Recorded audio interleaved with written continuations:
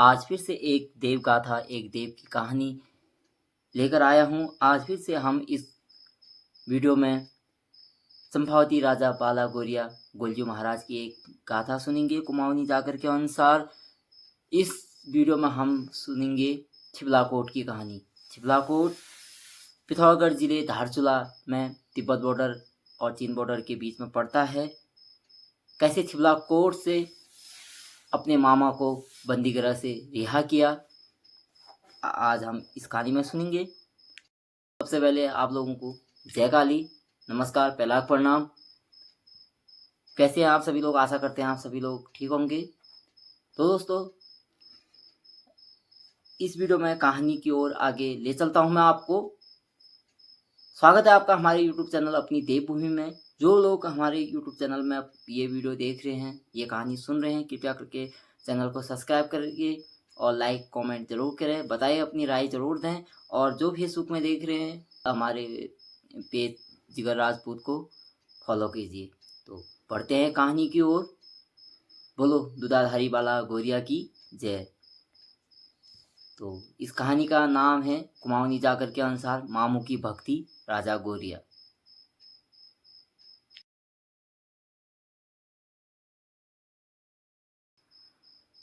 तो दोस्तों, आज हम इस कहानी के माध्यम से छिबलाकोट की कहानी सुनेंगे।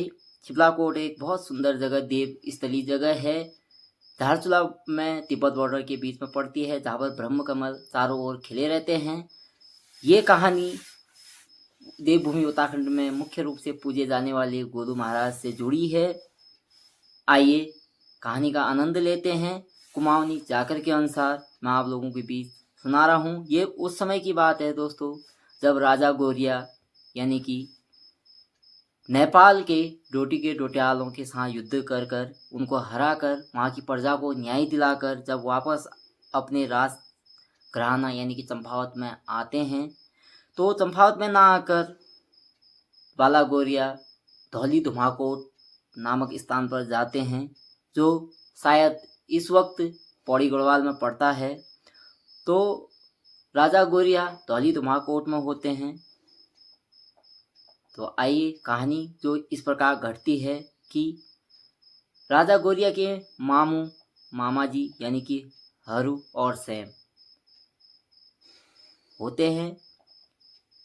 सैम मुख्य रूप से धुरी झाकर अल्मोड़ा में पूजे जाते हैं और हरजू हरिद्वार में पूजे जाते हैं।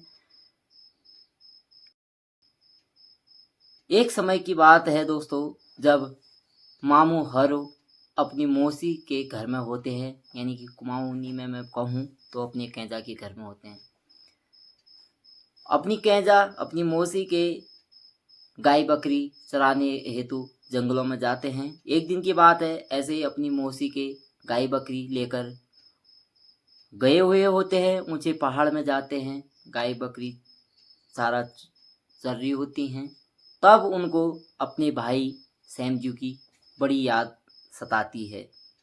तो दोस्तों, इस वक्त सैमजू यानी कि मामू शकुनी सैम राजा छिबलाकोट में राजा छिबला की रानी जो होती है उनमें मोहित हुए रहते हैं और वहाँ राजा छिबला मामू सैम को बंदी बना देते हैं। यानी कि सैमजू के हाथों में बेड़ियाँ, पैरों में बेड़ियाँ लगी होती हैं और जो उस समय बंदी गृह होते हैं उनमें वहाँ बंद किए होते हैं। तो इधर हरजू को अपने भाई सैम की बड़ी याद सताती है। तब उस वक्त जब गाय बकरियां चरा रहे होते हैं मामू हरू, तब अपने भाई सैम की याद में मामू हरू मुरली निकालते हैं और बड़े सुर ताल मिलाकर उसको बजाना चालू करते हैं। यानी कि ऐसी दुख भरी आवाज़ निकालते हैं जो उसकी ध्वनि होती है मुरली की। तो वो ध्वनि तीनों लोगों में, 14 भुवनों में, चारों दिशाओं में फैलती है और राजा इंद्र के इंद्रासन में पहुंचती है। तब इंद्राणी जो होती है राजा इंद्र की पत्नी, तो उनके कानों में ये मुरली का धुन सुनाई देता है। तब इंद्राणी राजा इंद्र से बोलती है, जाओ और तीनों लोगों में ढूंढो कि ये मुरली कौन बजा रहा है, ऐसा दुख भरी ऐसी ध्वनि किसने फैलाई है और मुरली का शोर किसने लगाया है। इसका कलेजी निकाल लाओ, अगर इसका कलेजा नहीं लाते हो तो मैं आज मर जाती हूँ, अगर लाते हो तब मैं जिंदा रहती हूँ। मामू हरजू के मुरली की ध्वनि सुनकर राजा इंद्र की पत्नी इंद्राणी इतनी व्याकुल हो जाती हैं कि उनको पता नहीं होता है कि मैं क्या चीज़ की मांग कर रही हूँ, यानी कि हरजू का कलेजा उन्होंने मांगा हुआ होता है। जब इंद्राणी राजा इंद्र से इस चीज़ की मांग करती है और इधर हरजू की मुरली की ध्वनि तीनों लोगों में गूंजी होती है, तो ये दोनों आवाज़ें इंद्राणी की और मुरली की ध्वनि माता कलनरा रानी कलनरा के कानों में पड़ती है। यानी कि माता कलनरा वो रानी हैं जो जिन्होंने इन सूरवीर दो पुत्रों की माता मानी जाती हैं, हरजू और सैमजू की। जब माँ कलनरा ये सुनती है ध्वनि तो बोलती है, हो न हो यू मेरो हरू हो, यानी कि बोलती है, हो न हो ये मुरली जो बजा रहा है ये मेरा बेटा हरू है और मेरे को जाना पड़ेगा, क्योंकि नहीं तो इंद्राणी इतनी भयंकर मांग कर रही हैं। रानी कर्णरा अपने रथ में सवार होकर वहाँ पहुँचती है जहाँ हरजू मुरली बजा रहे होते हैं। तब बोलते हैं, ये चला तेस की विधान आए गयो आज की दुख पड़ गयो कि है गो तेस जो आज इस दुख में तो मुरली को स्वर लगाए रखे, यानी कि तेरे पे आज क्या विपदा आ गई, क्या दुख आ गया, क्या घटना घटी तेरे पे इतनी बड़ी कि जो तू इतने दुख भरी स्वर में तूने तीनों लोग हिला रखे हैं अपने मुरली के स्वर में। तब मामू हरजू बोलते हैं कि माँ इजा मेरो साको स्वर्ण छ, भाई बंधु इष्ट मित्र कोई ना हतिन, मेरो भाई सैम शिवलाकोट में बंदी बनाया रहा है, यानी कि मेरा आगे पीछे कोई नहीं है, भाई बंधु कोई नहीं है, इष्ट मित्र कोई नहीं है। माँ मेरा एक भाई था सैम, उसको भी छिबलाकोट में राजा छिबला ने बंदी बना रखा है।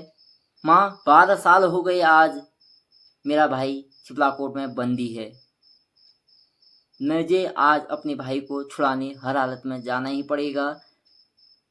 तब माता कन्नरा बोलती हैं, रे चला तू जन जहे वहाँ, यानी कि हे बेटा तू मत जाना वहाँ। छिबलाकोट में राजा छिबला के जो बेटे हैं बड़े सूरवीर बड़े वीर हैं, तुझे मार देंगे, तू अकेला मत जाना। अगर तब मामू हरू नहीं मानते हैं, बोलते हैं इजा मेरे को जाना पड़ेगा, यानी कि माँ मेरे को जाना ही पड़ेगा। तब माता कर्नरा बोलती हैं, अगर तू नहीं मानता है तो अकेला मत जाना बेटा, तू अपने भानीज दुधाधारी बाला गोरिया गोलजू को अपने साथ ले जा, जो अभी इस वक्त धौली धुमा कोट में है, वहाँ जा अपने भानीज को साथ ले जा।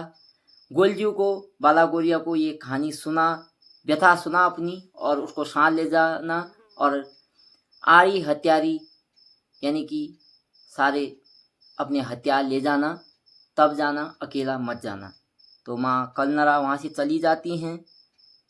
तब उसके बाद मामू हरजू धौली धुमाकोट को रास्ता लग जाते हैं, यानी कि वहाँ से रवाना होते हैं धौली धुमाकोट की ओर।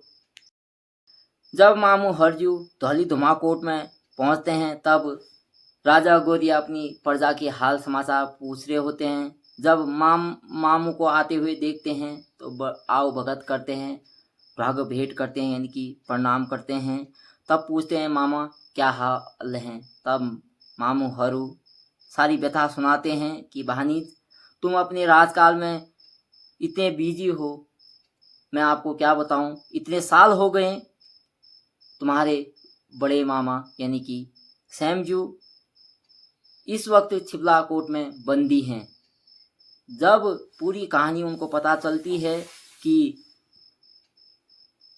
रानी में मोहित हुए थे मामा और छिबलाकोट में बंदी बनाए गए हैं, तब राजा गोरिया के बदन में आग सी दौड़ती है। गुस्से के मारे वो उठते हैं, उनकी आंखों में जलजला सा उठता है। तब बोलते हैं के को निधन आ गयो, के को काल आ गयो, केले मेरे मामू बंदी बनाए। यानी कि किसका आज निधन आ गया, किसका आज काल आ गया, किसने मेरे मामू को बंदी बनाया, किसकी इतनी बड़ी हिम्मत हो गई। तब उनके शरीर में इतने गठीले बदन में, नौनिया बदन में उनकी आग दौड़ती है गुस्से के मारे। तब राजा गोरिया जोगी रूप पेश करते हैं, यानी कि भगवाधारी बनते हैं। पूरे बदन में विभूति यानी कि जो राख होती है वो राख लगाते हैं और अपनी दोधारी तलवार कटार अपने कमर में बांधते हैं, अपनी घोड़ी सजाते हैं और मामू हरजू के साथ घोड़ी में सवार होकर यानी कि छिबलाकोट की ओर निकल जाते हैं। और मामू हरजू के साथ घोड़ी में सवार होकर तल्ला जोशीमठ चले जाते हैं। जब तल्ला जोशीमठ में पहुंचते हैं तो भूख लगती है, उनको प्यास लगती है। तब जब जोगी रूप में होते हैं तो घर घर जाके तल्ला जोशीमठ में भिक्षा मांगते हैं। तल्ला जोशीमठ में जब राजा गोरिया को कोई भी भिक्षा नहीं देते हैं तो वो अपने मामू हरु के पास आते हैं, बोलते हैं मामू तल्ला जोशीमठ वालों ने तो हमको भिक्षा ही नहीं दिया। तब मामा हरजू का क्रोध इतने आक्रोश में आ जाता है कि मामू हरजू अपने क्रोध वश में जब होते हैं तो अपने मंत्रों द्वारा भभूत का गोला बनाते हैं, यानी कि जो राख होती है उसका गोला बनाते हैं। इतने जोर से तल्ला जोशीमठ में पटकते हैं कि उस भभूत की गोले में इतनी शक्ति होती है कि तल्ला जोशीमठ में हाहाकार मच जाता है। तब वहाँ से दोनों मामा भांजे मल्ला जोशीमठ में पहुँचते हैं। मल्ला जोशीमठ में बड़ी आव भगत होती है, उनके हाल समाचार पूछे जाते हैं, नहाना धोना होता है, खाना पीना होता है, आव भगत होती है। तब मल्ला जोशीमठ से दोनों मामा भांजे घोड़ी में सवार होकर जब छिबलाकोट की ओर लगते हैं तो जोशीमठ के बाहर रास्ते में एक बुढ़िया आमा बैठी रहती हैं। उनसे रास्ता पूछते हैं दोनों मामा भांजे कि छिबलाकोट का रास्ता कहाँ से है। आमा बताती है बुढ़िया कि छिबलाकोट की कहानी ये है राजा सुन, यानी कि राजा सुन, छिबलाकोट की कहानी मैं तेरे को बता देती हूँ, सावधान सावधान सावधान। तो राजा गोरिया बोलते हैं कि आमा यानी कि तुम सावधान क्यों कर रहे हो, क्या चीज़ है ऐसा छिबलाकोट में। तब अम्मा बोलती है छिबलाकोट पहुंचने से पहले सासूबारी का खेत होगा, यानी कि सास बहू का एक खेत होगा और दो राह दो बाट मिलेगा, यानी कि चौराहे मिलेगा। राजा वहीं बैठा होगा नौमणिया मसान, यानी कि बड़ा सूरवीर बड़ा खतरनाक ये नौमणिया मसान बैठा होगा। तो राजा एक तालाब होगा, तालाब के बाहर उस नौमणिया मसान की बहन रूपमती बैठी होगी और वो रास्ता भटका कर दक्षिण की ओर तुम्हें भेज देगी, तो दक्षिण की ओर तुम मत जाना। तब राजा गोरिया बोलते हैं क्यों अम्मा, क्यों नहीं जाना है दक्षिण की ओर। तब बोलते हैं वो बुढ़िया अम्मा जो होती है, तब बोलती है राजा दक्षिण ओर ही वहाँ नौमणिया मसान बैठा है, दक्षिण की ओर मत जाना। उसके कहने पे जो उनकी मसान की बहन रूपवती होती है उसके कहने पर यानी कि दक्षिण की ओर मत जाना अम्मा बता देती है। तब राजा गोरिया और उत्साहित हो जाते हैं कि मैं पूरा पूछूं अम्मा से और सब पता लगाऊं। बोलते हैं कि अम्मा बताओ ये नौमणिया मसान कौन है, क्या है इसकी गाथा, मतलब क्या है इसकी कहानी, क्या है ये चीज़, कौन है ये नौमणिया मसान। तब अम्मा बोलते हैं अकल की जून की जो भेड़ न हुई, यानी कि अकल की और उम्र की भेड़ न हुई नहीं होती है। तू इतना कोमल शरीर वाला इतना बच्चा, तू कहाँ नौमणिया मसान के बारे में पूछ रहा है। मैं क्या जानूँ नौमणिया मसान, जितना बोल रही हूँ उतना सुन। दक्षिण की ओर मत जाना। तो वहाँ से चुपचाप दोनों मामा भांजे घोड़ी में सवार होकर शिवलाकोट की ओर पहुँच जाते हैं। आखिरकार चलते फिरते उस दो राह दो बाट में पहुँच जाते हैं। तो दोनों मामा भांजे एक सिलंग के पेड़ के नीचे आराम करने के लिए बैठ जाते हैं। और तब राजा गोरिया को याद आती है नौमड़िया मसान की बात। जब याद आती है तो बोलते हैं, मामू मैं घोड़ी को पानी पिला आता हूँ और नौमड़िया मसान देख आता हूँ। तब यहाँ पर जागर में कहा जाता है, कसी होला जीदी चला नौमड़िया मसान सदला, यानी कि कैसे होंगे जिद्दी बेटे जिसने नौमड़िया मसान मना करते करते भी साथ जीत दिया, यानी कि हरा दिया। तब घोड़ी को लेकर राजा गोरिया दक्षिण की ओर स्वयं ही चले जाते हैं।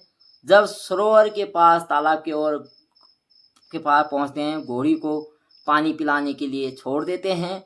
जब घोड़ी उनकी पानी पीती है तब नौमड़िया मसान जग जाते हैं और घोड़ी जो होती है राजा गोरिया की उसको खींचकर तालाब में ले जा लेता है। तो उस वक्त राजा गोरिया के गुस्से के मारे पूरे बदन में जलजला सा उड़ जाता है और अपने कटार से निकालते हैं, अपनी दोधारी तलवार निकालते हैं। ना आओ देखते हैं ना ताव देखते हैं, स्वयं भी उस तालाब में कूद मारते हैं कि इसकी इतनी हिम्मत, इसने इतना डरावना यहाँ माहौल बना रखा है, आज तो मैं इसको भगा के रहूँगा, यहाँ साथ के रहूँगा। जब नौमड़िया मसान और राजा गोरिया की आपस में मुलाकात होती है तो बड़ा घमासान युद्ध होता है। उस वक्त राजा गोरिया दोधारी तलवार से लड़े होते हैं और मसान अपनी शक्तियों में शक्तियाँ फेंकता है, तब भी राजा गोरिया से जीत नहीं पाता है। तब बोलता है, कौन है तू, किसका सत का पूत है, किसका सत का खून है, यानी कि कौन है तू इतना सत्कारी, मतलब इतना सच्चा कौन है जो आज तक मैं किसी से नहीं हारा और तेरे को हराना मुश्किल हो गया। तब राजा गोरिया बताते हैं, माँ हर्राई का नाती धर्राई का पूत, माता कलिंगा को सपूत में, गढ़जंभात को राजा बाला गोरिया में, यानी कि हर्राई का पोता हूँ, झर्राई का पूत हूँ, माता कलिंगा का सपूत हूँ और राजा गोरिया हूँ, चंपावत में मेरा राज है। तब जब युद्ध होते होते नौमड़िया मसान को हरा देते हैं तो उसकी जटाएं उखाड़कर राजा गोरिया अपने साथ ले आते हैं और अपनी घोड़ी को भी ले आते हैं और उस सिलंग के पेड़ में पहुंचते हैं जहाँ पर मामू हरू आराम कर रहे होते हैं। तब बोलते हैं, मामू ये देखो जटाएं उस नौमड़िया मसान की। तब मामू हरू बोलते हैं, अरे भांजवा, अब अरे भानीज, जब ये मसानी इतना बड़ा शूरवीर है तो छिपलाकोट के जो राजा छिपला है उनके बेटे कितने खतरनाक होंगे। तब राजा गोरिया देवरूपी कृष्ण अवतारी, सूर्यवंशी, काल भैरव अवतारी अपन एक आवाज देते हैं, यानी कि ढाल लगाते हैं, बोलते हैं कुमाऊं में, 22 हाथ की चिमटा धड़ी भाई लटुआ को बुलायो, 22 भाई कलवा को बुलायो, यानी कि उस टाइम राजा गोरिया 22 हाथ के बराबर लंबी चिमटा पकड़ने वाले देवता एक कुमाऊं में पूजे जाते हैं, लटुआ देवता। तो वो भी राजा गोरिया के भाई माने जाते हैं, तो उनको बुलाते हैं और 22 भाई कलवा, कैलू, कहीं पर कैलू वीर बोला जाता है, कहीं पर कलवा बोला जाता है, तो 22 भाई कलवाओं को बुलाया जाता है और राजा गोरिया उस अपना रूप बिल्ली का वहां पर बना देते हैं, यानी कि बिल्ली का रूप बना देते हैं। तब मामू के बंदी गृह छिपलाकोट में पहुंच जाते हैं जहां पर मामू सैम को बंदी बनाए रहते हैं। देखते हैं मामा सैम के हाथों में हथकड़ी, पैरों में बेड़ियां पड़ी हैं और भूखे प्यासे उनको बंदी बनाए हैं। तो उनके आंखों में इतना गुस्सा समा जाता है। तब वो वहां पर 22 अपने बहनों को बुलाते हैं युद्ध के लिए, यानी कि काली महाकालियों को बुलाते हैं, जो भी उनकी होती हैं बहनें, उनको बुलाते हैं, बोलते हैं कि आज यहाँ छिपलाकोट में विनाश करना है, जिसने मेरी मामू की ये हालत बनाई मैं इनका राजकाल मिटा के जाऊंगा। तब जब वहाँ छिपलाकोट में राजा छिपला के बेटों को ये पता चलता है, भाई छिपलाओं को ये पता चलता है कि चंपावत का राजा गोरिया यहाँ पहुँचा है, तो छिपलाकोट में हाहाकार मच जाता है। सिर्फ एक नाम गोलजू का नाम सुनकर वहाँ हाहाकार मच जाता है कि आज चंपावत का राजा बाला गोरिया यहाँ पहुँच चुका है। तो दोस्तों, अपने मामू सैम की बंदी छुड़ा देते हैं, उनको आज़ाद कर देते हैं और छिपलाकोट में अपनी जीत का परचम लहराते हुए वहाँ से चले आते हैं। तब बोला जाता है दोस्तों, जो छिपला केदार के राजा होते हैं, उनके बेटे भाई छिपला होते हैं, वो लोग पूरे पहाड़ को ही गिरा देते हैं। तो दोस्तों, राजा गोरिया वहाँ पर एक पैर से पूरे पहाड़ को रोक देते हैं, एक पैर लगाते हैं और पूरे पहाड़ के जो पत्थर गिराए होते हैं, पूरा पहाड़ गिराया होता है, तो उसको वैसा रोक देते हैं और उल्टा ऊपर को पलट देते हैं। आज भी छिपलाकोट के उस जगह पर आप अगर वहाँ दर्शन करोगे तो उस पहाड़ में आपको पत्थर नीचे को गिरते हुए नहीं, ऊपर को गिरते हुए दिखेंगे। यानी कि पत्थर ऐसा लगता है वहाँ पहाड़ में कि पत्थर ऊपर को जा रहे हैं। ये थी गाथा छिपलाकोट में कैसे राजा गोरिया ने अपने मामू सैम की बंदी छुड़ाई और कैसे उन्होंने बिल्ली का रूप धरा और कैसे नौमड़िया मसान को साधा और वहाँ की प्रजा को सुख दिया नौमड़िया मसान से, और कैसे छिपलाकोट में हाहाकार मचाकर छिपलाकोट में अपना जीत का झंडा लहराया और फिर चंपावत लौट आए। तो आज की कहानी यहीं पर समाप्त करते हैं। आशा करते हैं आपको ये गाथा अच्छी लगी होगी। ये मैं अपने मन से नहीं सुना रहा हूँ दोस्तों, ये हमारे कुमाऊँ जागर के अनुसार मैं आपको सुना रहा हूँ। कुमाऊनी भाषा में इस जागर को गायन के रूप में, कचूरी गायन के रूप में गाया जाता है। तो मैं आपको एक सरल भाषा में आपको ये कहानी के तौर में मैंने आपको सुनाया। अगर आपको अच्छा लगे तो कृपया करके लाइक करें, शेयर करें, कमेंट करें और अपने देवों से जुड़े रहें, अपनी संस्कृति से जुड़े रहें। गाथा जो भी हो, देव हमारे हैं, ये हमारी देवभूमि उत्तराखंड है। तो मिलते हैं आपको अगले वीडियो में, तब तक के लिए जय देवभूमि उत्तराखंड, गढ़ कुमाऊं जौनसार, जय राजा गोरिया, जय माँ काली।